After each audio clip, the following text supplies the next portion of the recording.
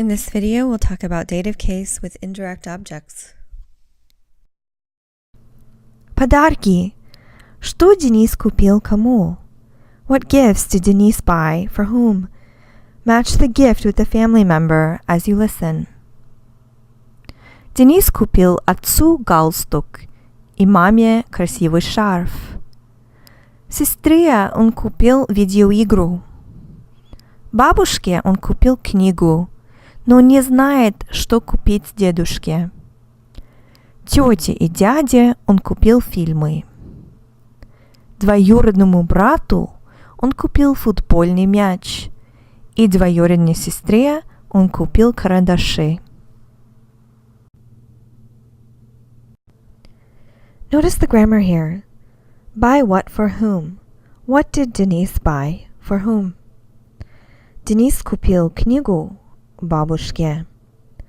Денис купил отцу галстук. Take a look at the endings of the words here. What cases do we have? Книгу бабушке, отцу галстук. First find the things that are being bought. Книгу, галстук. What case are they? Can you tell by their endings? Then find the people who are being bought for. Бабушке, отцу. Can you tell by their endings what cases they are in?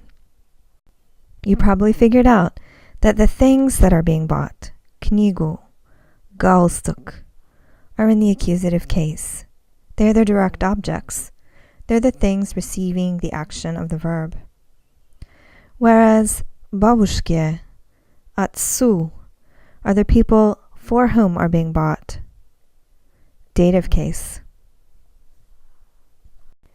One of the beauties of Russian is that we can move the words around in the sentence, and they still mean the same thing. And this is precisely because of the endings. We can find the direct objects here, and the indirect objects here,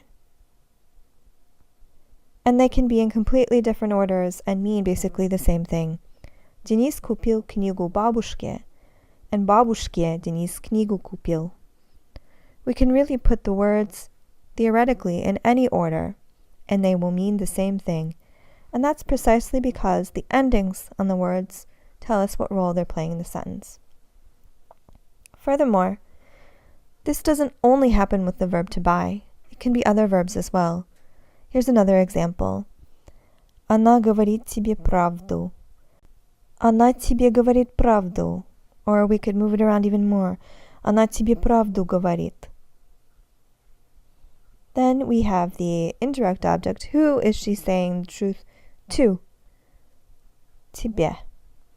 And again, the words could be moved around pretty much in any combination, and we would still know what was happening in the sentence because of the forms of the words.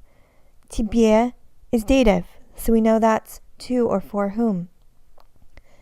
Pravdu is accusative, so we know that that's the thing that's being acted upon. So this is dative case for indirect object. If that means something to you from when you studied grammar in English or in other languages earlier. Who does what to whom? Who is the subject? What is the direct object, which in Russian is an accusative case? And to whom is the dative? This is indirect object. To or for whom some action is taken. Try these. First, identify what is going to be in the accusative case, what's the direct object, and what's going to be in the dative case, indirect object. Here it was pretty easy. In English, we formulated it as, for example, a car for his son. So it was clear that for his son, his son was the indirect object. However, in English, we can sometimes say it differently. We can say, Roman bought his son a car. In that case, it's not as clear. Now try putting these ends of the sentence into Russian. Роман купил машину сыну. Алена купила пылесос сестре. Мы купили бабушке кастрюлю.